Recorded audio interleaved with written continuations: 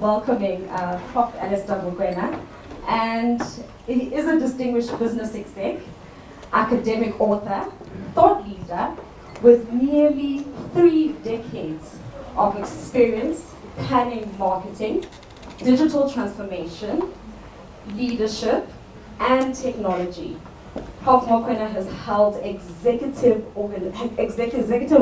positions, including Google South Africa, including Google South Africa, where he served as the country director, Ogilvy South Africa, where he was CEO. He currently serves as the dean of, as the executive dean of the JBS School, Johannesburg Business School, and is widely recognized for his commitment to leadership development, education, social impact, and ladies and gentlemen, most and foremost, he is a father. He is a father and a devoted husband, and let me welcome, or help me to welcome, Prof. Alistair Mokoena.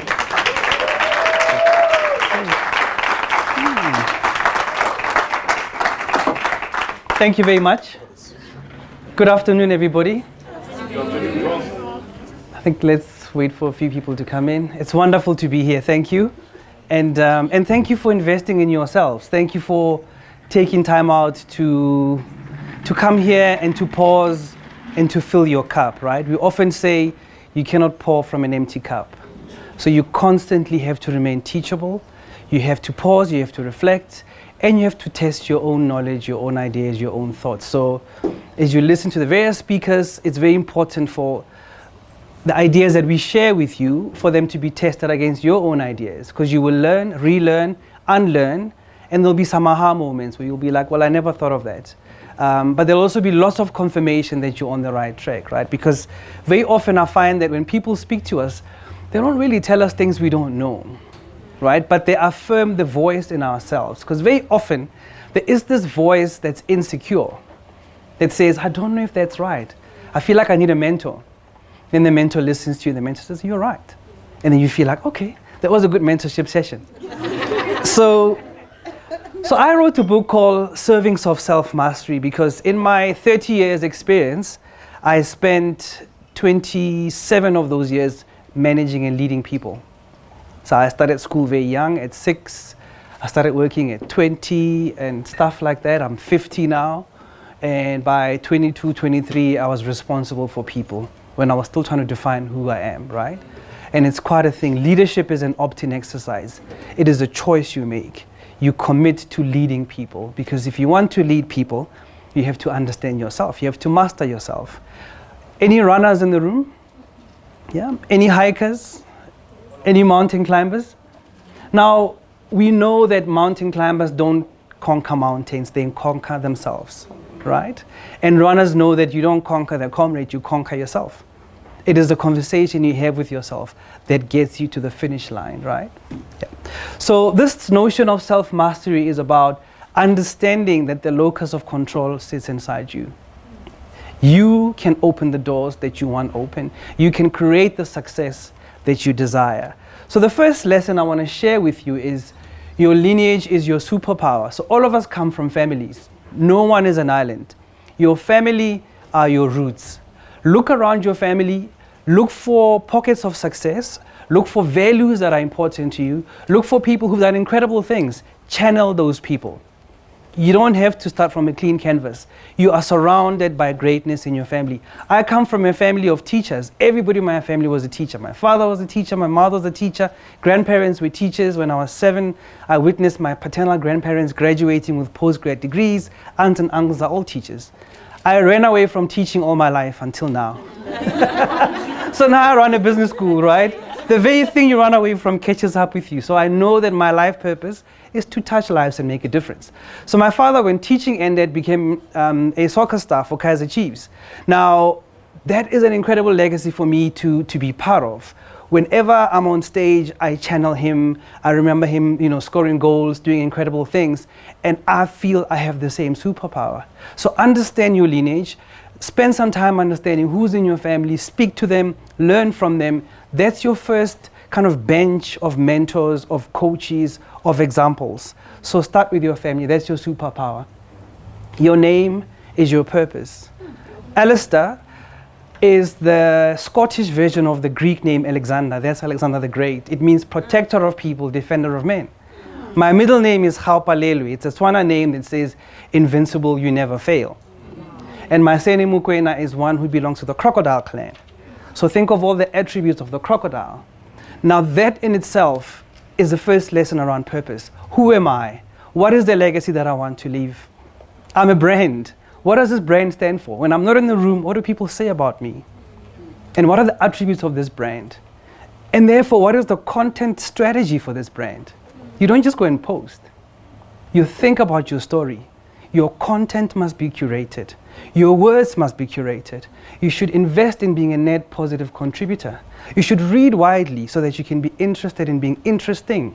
Because when you're interesting, you leave a lasting impression. And people speak about you, they define you the way you want to be defined, and your legacy has this multiply effect because there's consistency in your messaging. So when you haven't done the work around purpose, ask people around you, how do I come across? When am I at my most greatest? And what do you remember about me? When have I helped you? If you were to summarize me in one phrase, what would it be? And spend time talking to yourself. When you're within those four corners, it's just you. And that's self-mastery. Understanding who I am, what beat do I march to? What are my hopes, fears, and aspirations? What are my passion points? What are my strengths? What are the things that I love doing? So there's a lot of meaning in names. This man is Andrew Carnegie. In his heyday, he was the world's wealthiest man. He was also the world's biggest philanthropist. He's a Irish-American steel industrialist. When he died, he left a letter that said the following: you must divide your life into 3 thirds. The first third, gather as much knowledge and education as possible. The second third, gather as much resources and wealth as possible. The last third, serve a higher purpose, give it away to a worthy cause. Now, when I was thinking about my own life, I said, right, what do I want to do? I want to live a life of purpose. My purpose is to make a difference and uplift others. So I'm going to dedicate my life to these 3 chapters. The first chapter was about learning as much as I can, right? But you will soon realize that you don't stop learning. So I speak later on about be a student of life and a student for life. So in my journey, I decided to do a BCom, an LLB, an MBA, MDP, EDP, PhD, DBA. I'm doing another PhD now.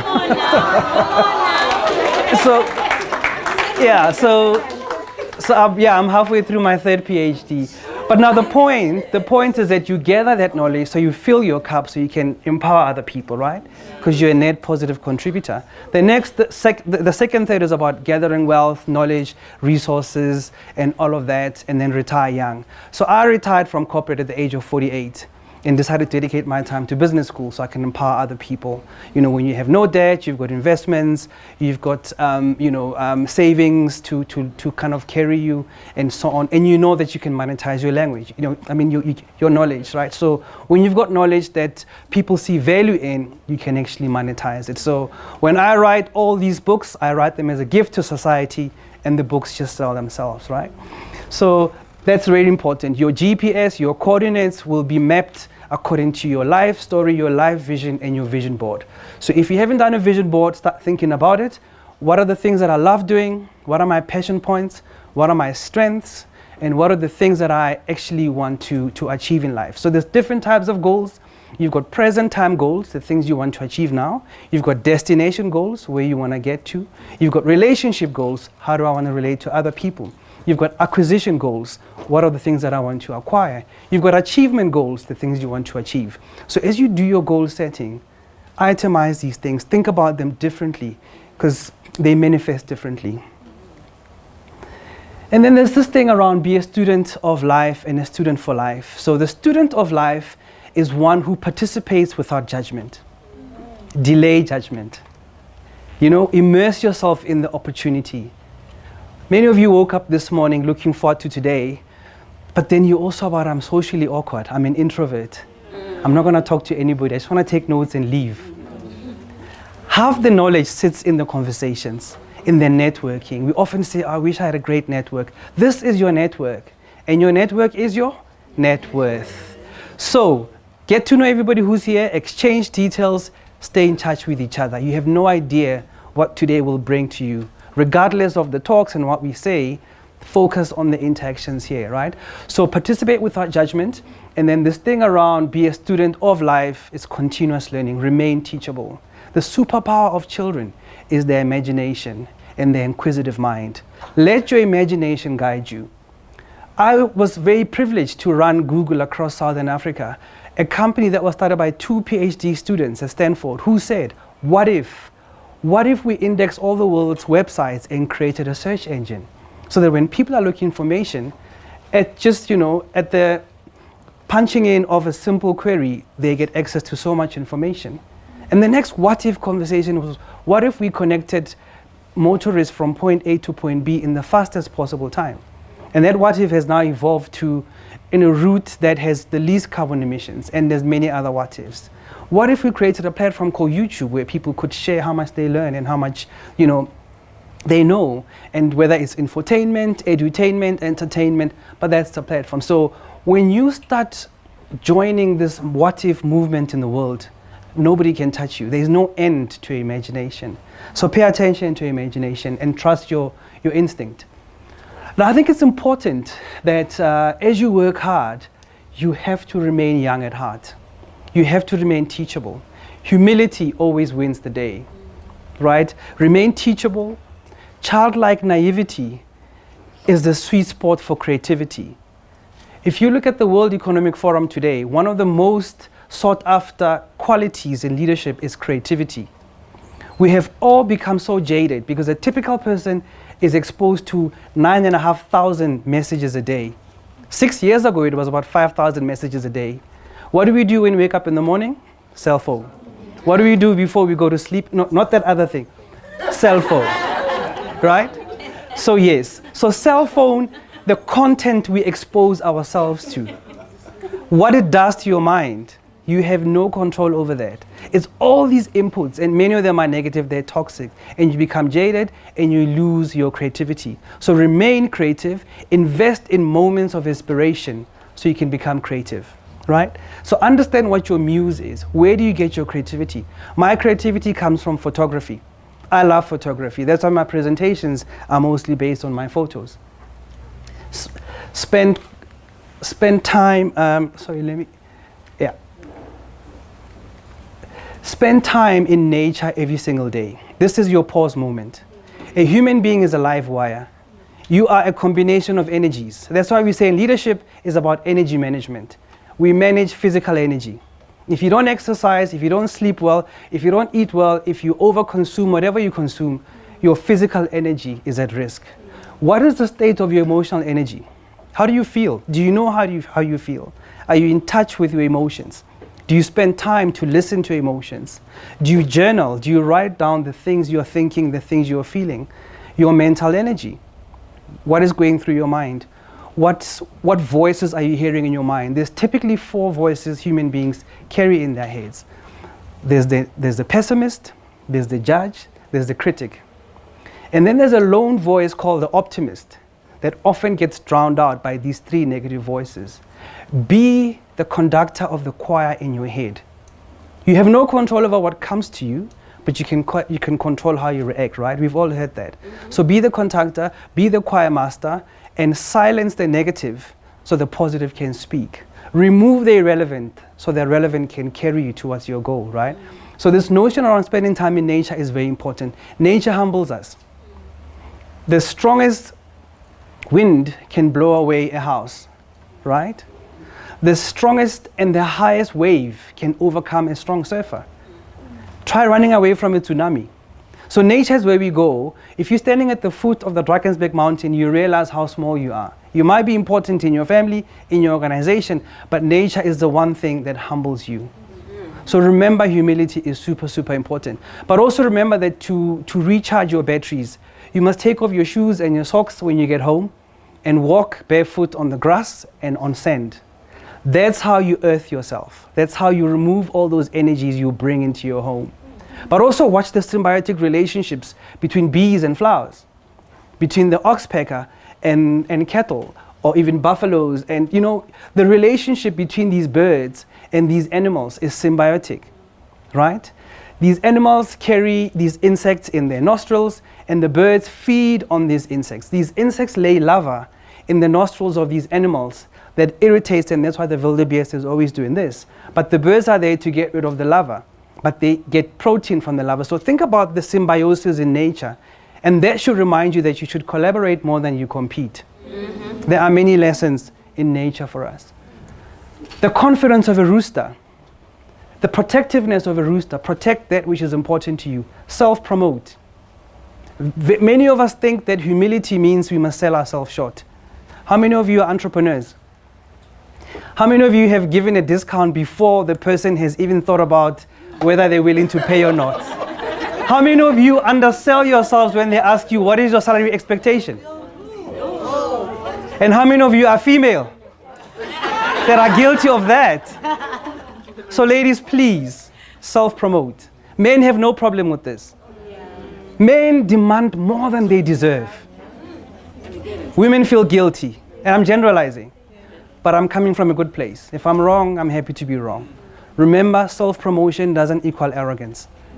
Play to your strength, focus on your strengths, right? When they ask you what are your strengths, they're asking you what are the things you love. The things you love, you spend all your time on. Weaknesses are not the things you're bad at. Weaknesses are the things you hate doing. You can be very good at doing dishes, but you can hate doing dishes. Those of you that have children. You can be very, very good at making your bed, but you hate cleaning after yourself. So weaknesses are the things we hate doing. Now, why is that important? If your manager focuses you on your weaknesses every day, you're going to resign. The best organizations in the world and the best teams match people with their strengths, and they remove the weaknesses, and they find a market for the weaknesses. There are people who love the things you hate. So leadership is about pairing people with the things they love so that they can focus on the things they love, and that's how you win as a team. Celebrate every milestone. Don't wait for graduation day. You might not live to see tomorrow. My own father died at 55. It's his birthday today. I'm 50. Now I can think I've got 5 years to live. I can think I've got 50 years to live. My neighbor who lives 5 houses away from me lost her 17-year-old daughter on Monday. So celebrate every milestone. Whatever you achieve today, celebrate it. Do not wait until the finish line. You need that second wind to come from you. You are your own coach. You are your own cheerleader. Push yourself. When you feel down, when you feel like you're disillusioned, sit down with yourself and launder your emotions, right? Something triggers you. And we know the triggers, right? Triggers are those landmines in our lives. Unfortunately, if you don't know the GPS coordinates of those landmines, you won't tell people what your triggers are. So we want to teach people how we want to be treated. Understand what your triggers are so you can manage those triggers. Triggers get you into a negative space. When you get to a negative space, you operate from a position of fear. Human beings are driven by love and fear. You want to choose love.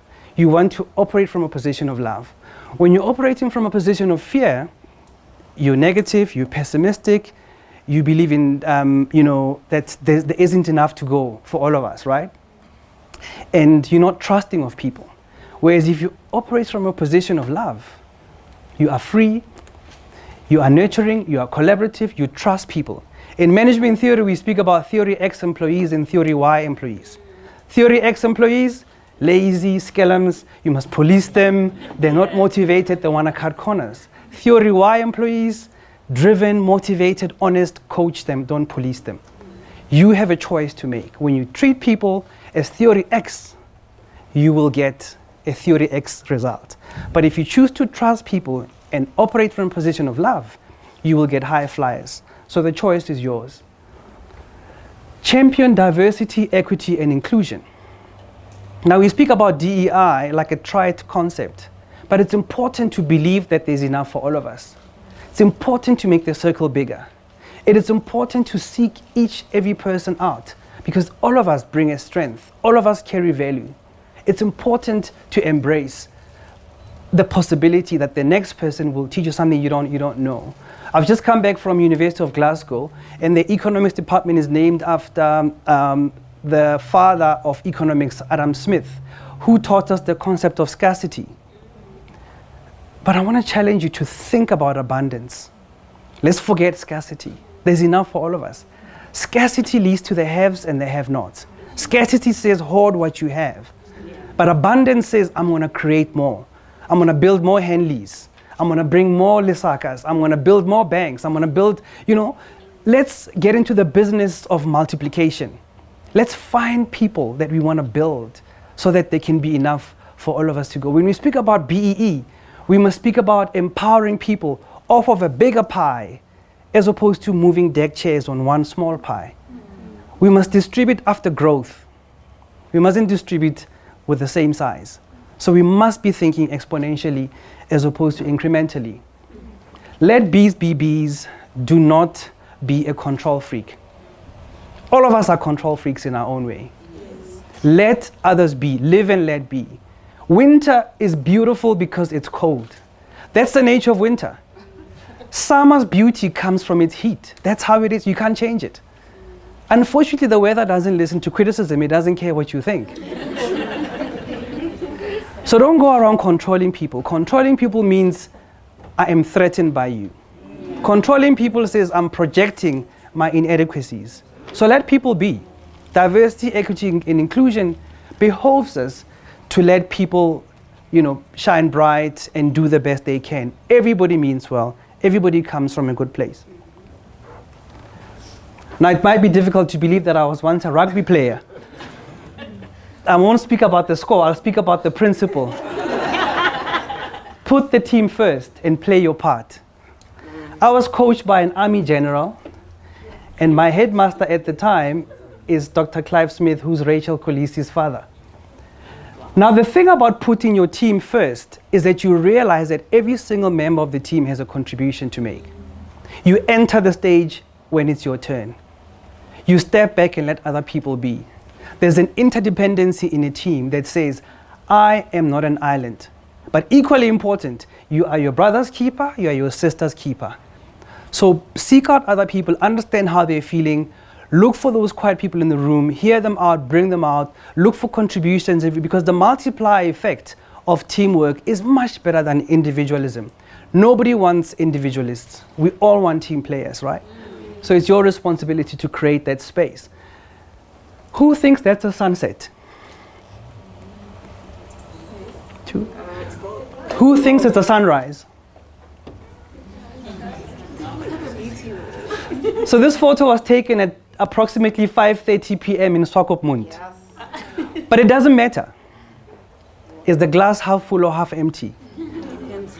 Are you seeing the world as the sunset of your life or the sunrise of your life? Is this the start of a new opportunity, or are you giving up and closing the door? So how we look at life, those rose-tinted colored glasses, those carry us through difficult moments. You have to choose positivity. There's duality in everything. There's good and bad, there's positive, there's negative, there's night and day. The choice is yours, because ultimately, how you choose to show up is up to you, right? So remember to seek happiness in all moments. You have to launder your emotions. You can't wallow in self-pity for too long. Resilience is not about being an ostrich with your head in the sand and denying that times are hard. Resilience is acknowledging that it's hard, but deciding that I'm going to overcome it, right? Those of you that climb mountains, you know that the top of one mountain is the bottom of the next mountain. So you have to keep going. Celebrate the victory, understand the lesson, acknowledge the loss and the failure, but also reframe things. I speak in my book about the fact that your loss is someone's gain. Whenever I go overseas, I used to have this tendency of overpacking my bags. I get there, forgetting that I love shopping. Get there, I walk down Oxford Street, I see all these sales, I buy stuff, I go to the room, my suitcase is full. I wait, there is no way I'm going to get through the airport. So I started this habit of giving away clothes and gifting it to people and wrapping them and making sure they're clean, putting them in little bags with a little note saying, this is my gift to you from Africa. I started reframing that which was a problem into something positive. Another bad habit I had was forgetting books in aeroplane the little pocket behind your seat. And I used to, kick myself. You walk down the staircase, you get into the airport, you get your suitcase, you get in the rented car, you're like, I left Lincoln Mali's book in that plane. And then I'm like, that's a gift to the next person. So what I do now is I finish books and I leave them on the plane. Now that's about teaching me to reframe loss into a positive thing. There's no such thing as bad weather, only bad or inappropriate clothing. The weather does not care about your opinion. We do not fight the conditions. We fight within the conditions. So accept situations for what they are, but choose differently. A very good friend of mine, Major Mandi Samfeka, who was the first black female combat pilot in South Africa, she normally flies at the presidential inauguration and she leads the formation. She said, the sky is not the limit, but the baseline. So aim for those moonshots. Aim for the unimaginable, because you have the power to transcend your own limitations, right? I spoke about imagination. I spoke about childlike naivety. If you believe that you can reach the moon, you ultimately will. So don't sell yourself short. Don't limit your ambitions. Believe in yourself. Believe in creating the future that you desire. And believe that you deserve it. That's the most important thing. If you believe that you deserve success, success will come to you, and success will find a friend in you. Success will find a home in your heart. Thank you very much.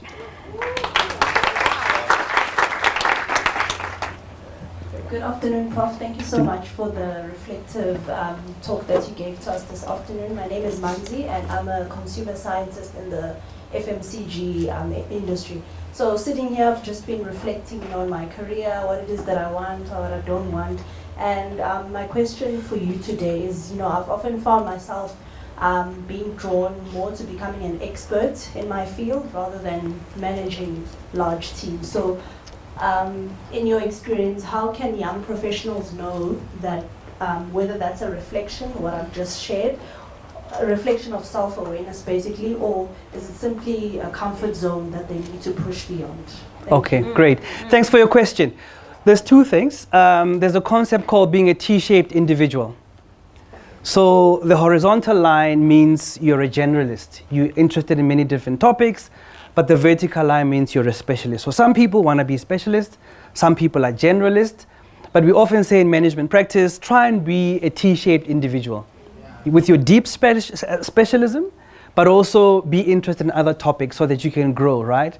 And why is that important? A tree must have strong roots, so the specialism is important.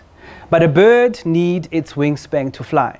The shape and the length of your wings determines how fast and how far you can go. So it's important to actually balance the two, right? And you need balance in life.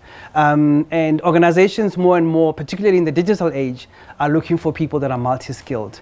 So there's absolutely nothing wrong with not wanting to manage people, but you have no option but to ensure that you're multi-skilled and you're multi-interested. So have different interests. I hope that's helpful. T-shaped.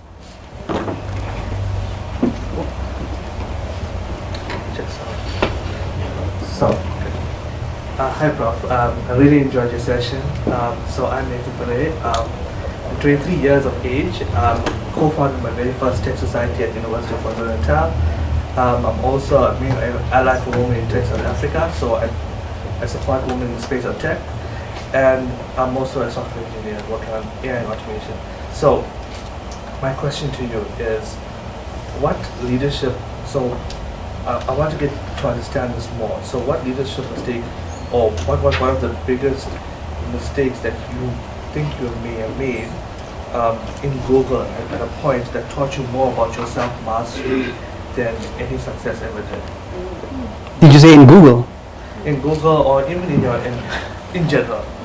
But yeah, like what's one of the biggest, the mistake that you may have made that you've learned the most out of? Okay, perfect. So I joined Google at the beginning of lockdown, right? So I've run multiple organizations, many multinationals, many big teams, but for the first time in my life, I'm running a tech company, a global tech company. Not just a tech company, but something that everybody uses every day, right? And when you run Google, you forget it, you are a walking search engine. Everybody expects you to know everything. right? So the amount of reading you have to do to keep up, and the amount of media interviews you do every day, and all of that stuff is quite insane. And the mistake that I made was that I felt that I needed to have all the answers.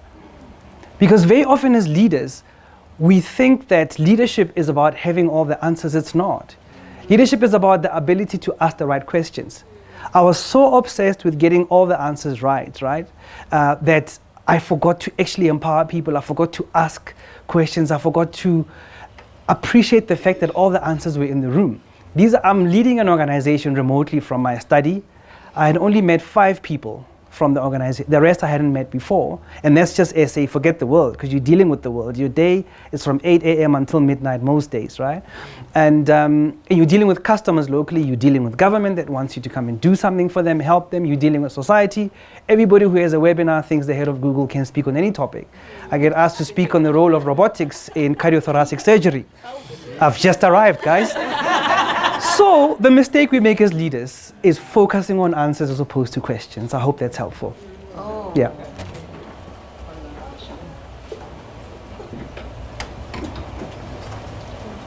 Good afternoon, everyone. Good afternoon to you, Prof. Afternoon. My name is Warana Malambe. I'm a third-year LLB student at UP, and I run the fastest growing tutoring company in South Africa for university students. Nice. Prof, I just wanted to ask, because you touched on celebrating every milestone. And I think if there's one thing that I severely struggle with, is celebrating those milestones, because I think I have the mindset of the job's not finished. And as I get to things that I would have never dreamed of, as I go into rooms that I would have never thought I would be in at such a young age, I then struggle to celebrate that moment once I'm in there, because it's like, okay, yeah, I'm supposed to be here anyway.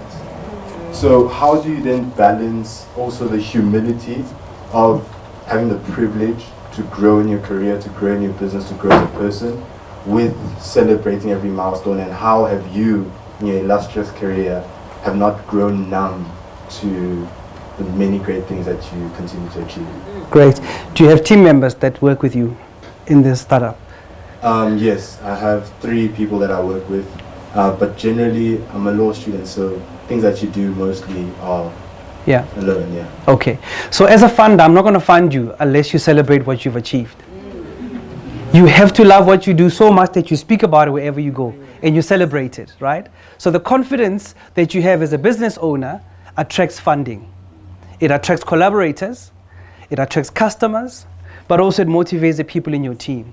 So you don't want the people in your team to feel like, oh, this is like watching paint dry. Success will only come when we make our first million. Success will come when our app is, the top performing app on Google Play Store and stuff like that.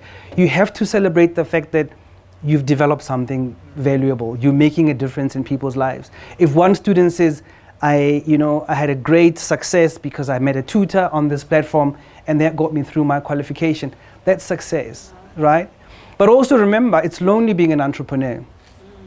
We all have insecurities, right? There are days when you feel down. There are days when you go on Instagram and you see what looks like success and you feel like, when am I going to get there? You look at your bank balance, you're like, I have an app, no one knows about it. I'm basically winking at somebody in the dark. So you have to get yourself out of that negative space by believing in your own hype, drinking your own Kool-Aid. You have to rewire the mind. It's as simple as that, right? Things happen, but you have to remember the mind feeds off what's given to it. So if you give it positive messages, we're doing well. We've got 10 students sign up, We've got businesses that are talking to us. Some funders are interested. We did a pitch and they said, come see us in 2 weeks' time. Celebrate those things, but remember to journal. Keep a journal, reflect. Write how you're feeling, write your insecurities, write your ideas, don't lose those ideas. If you meet people, write their names, their phone numbers. That journal will actually help you much more than you can imagine. Yeah. Good afternoon, Prof. Afternoon. Super proud of all your achievements, and I know it's a lot of hard work, a lot of sacrifices. So my question is twofold. My name is Kathleen Vundla. I am an executive MBA candidate here at Henty Business School. I'm halfway through, and I run a business consultancy. I have 2 foundations. I'm a recent Nice, nice. but I'm not Wonderful. young, guys. I'm not. That's wonderful. I'm in my PS 40, so I know exactly what it is that I want to pursue. So I'm always interested in leaders answering this question. How do you remain humble? Because great leaders are they exude humility. That is one of their greatest characteristics. And the second question is, you've risen, you've done so much. The programs that you've studied, they're not child's play. So how have you balanced it all out? You're a family man. How has it been, like, authentically, and practically? Can you impart that to us, please? Okay, great. Thank you for your question. Congratulations. Yeah, humility is not optional. The quickest way to lose everything is to be arrogant. Humility is not optional. So you have to just get that in your head. Just aim for humility, because the opposite offends people, it repels people, and people can smell arrogance. So that's the first thing. The second thing is that we are not our titles. We're not our jobs, we're not our possessions. You could lose it all tomorrow. Right? A very close friend of mine was a deputy minister. She got recalled this week from her role. And we had a long chat about it. And the conversation was about, hey, I have to remind myself that titles don't define us. It was an opportunity to serve. I can serve even without the title. So it's important. People ask me, so who leaves Google? You left Google. Like, how is it outside Google? I'm like, it's another organization, just like any other organization. It's a job, just like any job. There are moments about it that sucked. There are moments about it that were great. I was CEO of other businesses. I was MD, I was marketing director. Those things come and go. They don't define us, right? So it's really important to separate the person from the role, from the title, from the money, from all those things. Those things don't define you. A lot of wealthy people are lonely, they are unfulfilled, so it's important. Also, remember, you've got 24 hours to work with. Decide how much sleep you need to be effective the next day. Start with sleep. 6-7 hours, start with that. And then start with, if you have a family, how much family time you need to remain in that family and to remain married. And then decide how much TV time you want or entertainment time you want, right? And then decide how much alone time, me time you want. Then decide how much work time you want to give. And then ultimately how much study time. All those chunks are important in a day. You must do each one of them every single day. Even if you read a book for 30 minutes, you're studying. How much is work? How much is family? How much is sleep? How much is pausing? How much is doing nothing? That's how you manage yourself every 24 hours. People who are suicidal will tell you, if I can just get through the next 24 hours, I'm successful. So it's 24 hours. You carve it out. And then forget the word balance. Balance means the Lady Justice scale, 50-50, law student. You're looking for integration. If the things that you do are linked to your life purpose, your life is integrated. So you can spend 90% doing stuff, working, running a foundation, writing books, working, and you're fulfilled, and they give you energy because they speak to your purpose. They don't tire you. People say, but Alistair, how do you do all these things? I'm like, they give me energy. Wendy, my colleague, knows. We do a lot at the Johannesburg Business School. We get energy from the things we do because we're clear about our purpose, we're clear about our mission. But the minute you look for balance, you're like, I'm not signing up for this, I'm leaving now. And I think balance might be misleading. But I know what you mean by balance. It's like, how do you not overdo, underdo, just integrate it to your life purpose. Thank you so much, Prof, for the... Thank you so much, Prof, for the great session. My name is Gamu, and my question is, so we currently live in a world that consistently measures success by external achievements. So how do I know if I'm mastering myself or I'm just managing my image? Like, what's the difference? Yeah, okay. Great question, Gamu. So, first of all, accept that all of you are brands. Learn the principles of branding and brand management. What is a brand? A brand is a product or a service that fulfills a need. So you have a proposition, you have a value proposition. You mean something unique to the world. what is the personality of that brand? What are the values of the brand? What is the character of the brand? What does the brand want to achieve, right? Your current proposition and your future proposition. So when you work out all those things and answer all those questions, you'll have a very full picture of this brand. It cannot just be about the optics, right? So the optics will be, how do I show up? That's packaging. But before there's packaging, there's a product, there's all these things. So I'd like to encourage you to just learn something out of brand management. You are all brands competing in the marketplace. You have to be intentional about this brand. If you're going to be consistent over time, when I ask you about your career, we want to see a golden thread. We don't want to see a popcorn machine of things going in different directions when you haven't thought about it, because you reach 45 and you're depressed. You feel like, I'm not making progress. But if you're intentional about the brand, there will be a golden thread, right? So I knew that I wanted to start my life in FMCG marketing. After that, I wanted to get into confectionery marketing. And then I wanted to get into beverages marketing. And then I wanted to get into services marketing. And I decided, okay, I've been a generalist a specialist for 14 years as a marketing leader. I now want to be a generalist. I want to run companies. So let me go run advertising agencies so I can learn about multiple industries. Because you're running a typical advertising agency, you might have 100 or 200 clients coming from different professions, different industries. So what am I doing? I'm becoming multi-industry skilled, knowing that in future that's going to come in handy. So I run these advertising agencies, and then I get into digital agencies and digital media, digital marketing. And then I want to get into tech, because the future skills are about digital skills. And I know that I want to get into a big tech company. The big tech company is looking for somebody who understands marketing, media, technology, who's worked with clients, with customers, with brands, with advertising budgets and media budgets, who also understands academia, who does curriculum development, who also has worked with the public sector, who has run industry bodies, because it's important to understand what industry is looking for. I was that person. I was chairing industry bodies, and I had done all of that. So there's a golden thread that informs all my moves. And I knew that I wanted to get into a business school so I can bring all my knowledge to bear on a business school. So nothing that I do is just impulsive and haphazard. I think about my moves, 3 or 4 moves in advance, right? Yeah. Hi, Prof. Thank you so much for being with us, and I'm incredibly honored to be an audience to your masterclass. Thank you. First thing I want to say is it must be another proud milestone for you to be a Mokoena after Teboho Mokoena scored the first ball. You know, people asking my mother if that's her son. I don't know.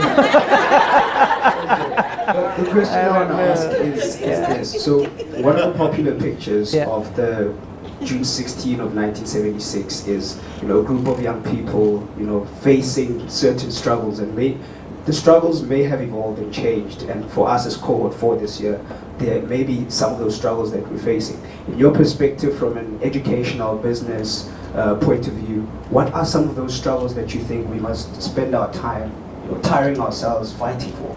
Yeah. Okay, perfect. So I think Kamu made a brilliant point around optics versus substance. So differentiate between the two. Don't be fooled by social media. Social media packages things that look like success, but you don't know the story behind, right? So manage substance versus form. That's the first thing. Secondly, in-demand skills. Go to the World Economic Forum. Look at 2026 in-demand skills. What are they looking for? Collaborative, problem solving, creative, all of that stuff, digital skills, technology skills. So make sure that you're in tune and in touch and on top of in-demand skills. Self-mastery. You have to work on yourself. There is so much competition out there. You're not just competing with the people in this room, you're competing with the whole globe. With even the role that I'm occupying was attractive to a lot of people around the world. So understand that you're now working in a global market where everybody can access anything, right? So even when you're starting a business and a startup, if you have an app business, your app could attract customers from all over the world. That's how you scale. So understand that the competitive landscape is now global. So it's very important to really think about that. And I think this idea of ensuring that we operate from a position of ethics is super critical. The biggest threat to AI today is ethics, right? So let's use AI for the right things. Not for cheating, not for misinformation, disinformation, deep fakes, all those things, crime and all of that, and undermining social cohesion. So ethics is important. Managing the optics versus substance is really important. Self-mastery is super important. In-demand skills is very, very important. And then lastly, very, very, very important, slow and steady wins the race. Cut yourself some slack. We are all competing, we are sprinting to get to, success overnight. Slow down. Slow down to avoid burnout. Look after yourself. Self-care is super critical. As we pursue success, as we pursue milestones, as you hear the likes of us tell you about all these things we've achieved and you want to get there, pace yourself. There's only one of you. There's only 24 hours, right? So pace yourself. Remember, COVID taught us to check our blood saturation levels and all those things. Do you know what your blood pressure looks like? Buy a blood pressure monitor. People are dying of strokes, guys. People are dying of clots. Pressure is intense, but only people that have hypertension will think about buying BP monitors. All of us need to have BP monitors, just as a thing you have in your house. Just check in. Those tension headaches, don't ignore them. Slow down, slow and steady wins the race. All right, just one more question, and that is the last one. I think I have directed you guys to the QR code. To just go in there. Yeah, so please send lots of questions. And then if you want the email address, that's the email address. You can email me any questions and I'll come back to you. Yeah. Okay, maybe let me not put in a question for the sake of time. But I've met Prof, the first time I heard your name was in a business school somewhere in the Northwest when I was doing my MBA 2021-2022. Right? So I wanted to ask, but I think you've answered the question, but I want more juice into it. To say, was it a strategic move, when you collaborated with the business school while you were studying industry? Was it a link for you to be where you are today, basically? Okay, thank you very much. So life purpose, to make a difference, to touch lives, right? So where do you do that? In every part of your life. So where I worked, where I was a leader, where I was a manager, I made a conscious decision to build and not break people. But there's only so many people in the audience. But also, I come from a family of teachers, right? So this teaching thing is following me even though I'm running away from it. And then I knew that I love teaching, I love talking, I love sharing knowledge with people. And I also realized that business schools are not always teaching what industry requires. There's always a mismatch, right? So I wanted to be the person that bridges the gap between the two. So I started reaching out to business schools in 2008. I started guest lecturing at Gibbs, 2008, UCT, UKZN, VETS, Northwest, everywhere, Harvard, Oxford, all over the world. I speak, I teach, right? Because I wanted to occupy stages to impart knowledge to people, because I'm all about being the tide that lifts all boats. But I think very importantly, I realized that after 50, this is a space I want to be in. And this is where I am right now. Yeah. Great. Thank you so much. Thank you. Guys, give it up for Prof. I think there's no denying that that was a mouthful, and we took everything out of it. And I think you could see the book right here. It really encompasses, I've read it myself, it encompasses everything that he shared today and more. We also have a journal, or he also has a journal within this book where you are reading and actually just empowering yourself and taking notes as you go. So he's got that on purchase, and the book is at exclusive books outside. And really, I think more than anything, what we take away today, Prof, is that the important challenge is really just not necessarily leading others, but leading yourself, right? And that's the most important takeaway today. And we want to thank you for coming. It took 2 years, I'm still saying that. It was waiting for me. It was not here today. It was waiting for me, okay? This is alignment, I fully believe. Thank you so much for giving us your time. Thank you so much for the impactful work that you do. I think today we've touched on it. It's only been 30 minutes, right? But there's a lot more that this man does on a daily basis, and I've had an opportunity to experience it. Whether it's the educational fund, whether he's teaching soccer in a field somewhere, right? that is just amazing. Or giving gifts away, you know, to less fortunate or people that have not, right? And that's amazing work that you do, Prof. And I want to thank you, all the business schools, thank you, and Lincoln. But we want to thank you with this, and this is your takeaway. And we fully appreciate you today. Cool, thank you. Two final thoughts. Luke 12 verse 48 says, to whom much is given, much shall be expected. So that's why I do what I do. I was waiting for him to say that. Yeah, but also I believe that it is in giving that we receive. So I also have a gift for you.